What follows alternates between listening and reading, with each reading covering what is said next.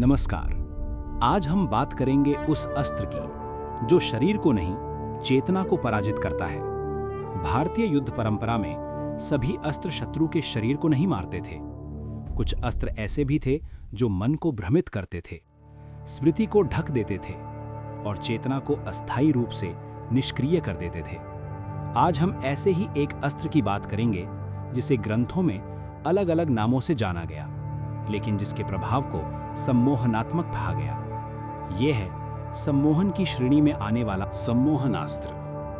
प्राचीन भारतीय युद्ध केवल शरीर का युद्ध नहीं था, ये युद्ध मन, स्मृति और चेतना का भी था। जहां आधुनिक युद्ध सीधे शरीर को नष्ट करता है, वहीं प्राचीन भारत में कुछ अस्त्र ऐसे भी थे जो शत्रु की चेतना को अस्थायी रूप से निष्क्रिय कर देते थे। इन अस्त्रों को शास्त्रीय परंपरा में सम्मोहनास्त्र कहा जाता है। संस्कृत में सम्मोहन का अर्थ है मोह में डाल देना, चित्त को ढक देना।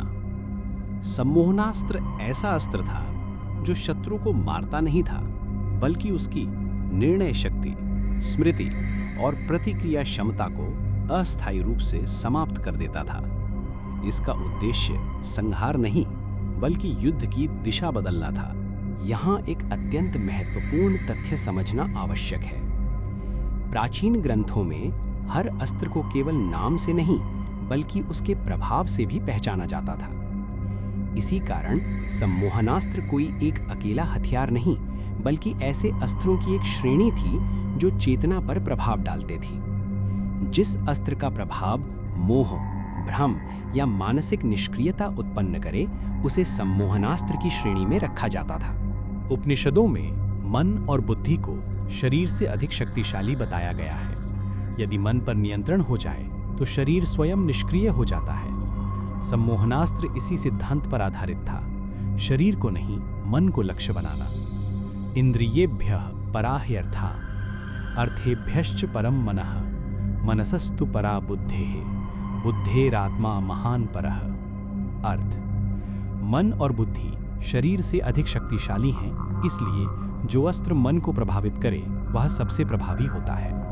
वाल्मीकि रामायण में सम्मोहनास्त्र नाम सीधे सीधे नहीं मिलता, लेकिन युद्ध कांड में एक ऐसा अस्त्र वर्णित है जिसका प्रभाव स्पष्ट रूप से सम्मोहनात्मक है। मेघनाथ द्वारा प्रयुक्त नागपाश अस्त्र शरीर को बांधने के साथ साथ चेतना को भी आवृत करता है। इसी कारण शास्त्रीय व्याख्याओं में नागपाश को सम्मोहनास्त्र की श्रेणी में रखा जाता है। इस सम्मोहनात्मक अस्त्र के प्रभाव से लक्ष्मण जी की चेतना अस्थायी रूप से ढक जाती है।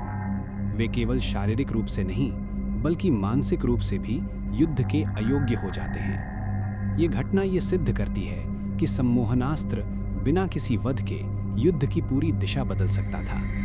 सम्मोहनास्त्र केवल भौतिक हथियार नहीं था, इसकी शक्ति मंत्र, संकल्प और मानसिक ऊर्जा से जुड़ी थी।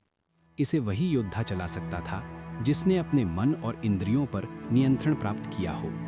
यही कारण है कि हर योद्धा सम्मोहनास्त्र का प्रयोग नहीं कर सकता था। सम्मोहनास्त्र का सबसे बड़ा खतरा ये था कि ये धर्म और अधर्म में भेद नहीं करता था।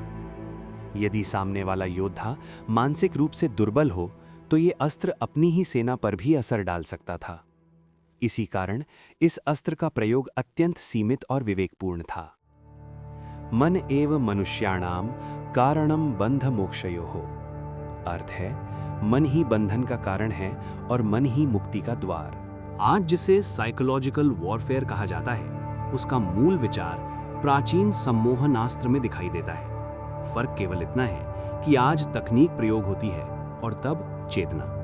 सम्मोहनास्त्र हमें यह सिखाता है कि प्राचीन भारतीय युद्ध केवल हिंसा पर आधारित नहीं था। यह युद्ध चेतना, विवेक और नियंत्रण का था। जहां आज अस्त्र शरीर को नष्ट करते हैं, वहीं सम्मोहनास्त्र मन को निष्क्रिय करता था।